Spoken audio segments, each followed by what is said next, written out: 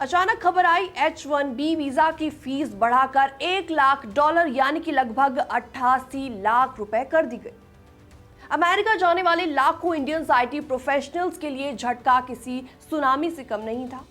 आपको बता दें इसी बीच कैसे एयरपोर्ट पर पैनिक की सिचुएशन देखी गई, चलिए आपको सब कुछ डिटेल में बताते हैं। नमस्कार, मैं हूं आपके साथ प्रेरणा कौशिक। प्रेसिडेंट डोनाल्ड ट्रंप ने H1B वीजा की फीस बढ़ाने के साथ इसे लागू करने की शॉर्ट डेडलाइन 21 सितंबर रख दी थी। मतलब अगर आप 21 सितंबर को 12:01 पर यानी जो इंडिया का टाइम है उसके अकॉर्डिंग 9:31 AM तक यूएस में एंट्री नहीं करते तो आप एंट्री कभी नहीं कर पाएंगे। यानी सिर्फ एम्प्लॉयर $1 लाख यानी कि 88 लाख रुपए भरकर ही आपको अमेरिका ला सकता है। जैसे ही अनाउंसमेंट हुई, कई इंडियन टेक एक्सपर्ट्स और आईटी प्रोफेशनल्स काफी ज्यादा पैनिक हो गए, फ्लाइट से उतरकर भागने लगे और दुबई और मुंबई जैसी फ्लाइट्स पर कुछ पैसेंजर्स 10 से 15 मिनट में ही प्लेन से उतर गए।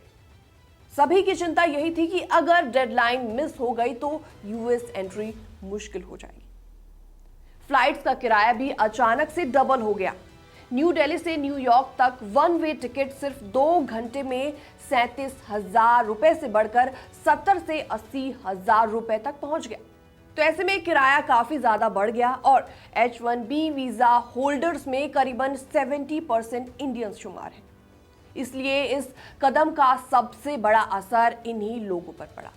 अमेजॉन, माइक्रोसॉफ्ट और जेपी मॉर्गन जैसी टॉप आईटी कंपनीज ने अपने H1B वीजा एम्प्लॉयज को एडवाइस दी कि अगर आप यूएस में हैं तो बाहर मत जाओ, जो विदेश में है तुरंत वापस लौट आओ।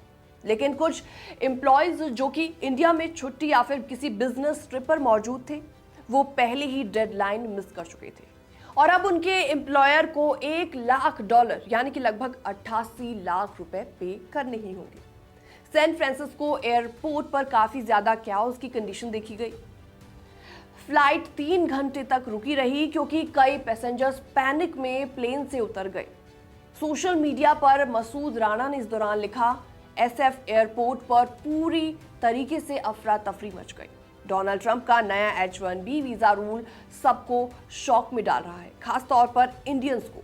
तो साफ है कि डोनाल्ड ट्रंप का सडन H1B वीजा हाइक सिर्फ इंडियन आईटी प्रोफेशनल्स के लिए नहीं बल्कि एयरलाइन मार्केट और फैमिलीज के लिए भी एक बहुत बड़ा शॉक साबित हुआ। इन्फोसिस और विप्रो जैसी कंपनीज के शेयर्स भी अचानक से गिर गए। अब सवाल यहां पर ये उठता है कि क्या ये कदम अमेरिकन्स को जॉब देगा या सिर्फ इंडियन प्रोफेशनल्स और उनकी फैमिलीज की मुश्किल को और भी ज्यादा बढ़ा देगा। आपको क्या लगता है? कमेंट सेक्शन में आप अपनी राय रख सकते हैं। बाकी तमाम अपडेट्स के लिए बने रहिए हमारे साथ।